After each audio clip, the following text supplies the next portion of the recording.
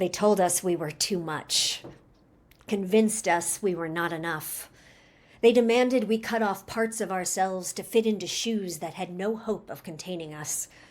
They stole our voices and our ideas, taught us to compete against one another for crumbs while they dined on a banquet of abundance to which we were not invited, allowed scraps from their plate as long as we were well-collared and high-heeled.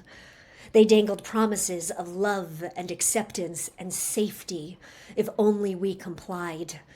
And still, it wasn't enough. Not for them, not for us.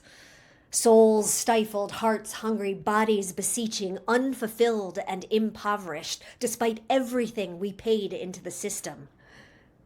But what if everything they ever told us is a lie? What if their only hope of maintaining control was to sever us from ourselves, to lock us in cerebral towers far from our intuitive wild, to put us to sleep? What if what we are, what we love, what brings us joy, what lights us up and turns us on, what if it's exactly what the world needs? What if our truth is the magic spell we've been looking for?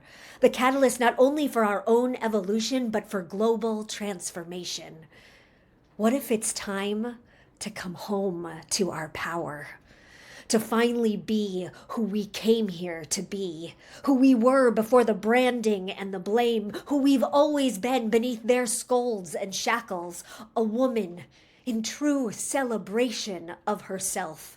Grounded in our worth, at peace in our bodies, honoring of our emotions, discerning in our thoughts, following our intuition, claiming our authority, uplifting our sisters, reveling in being exactly who we are.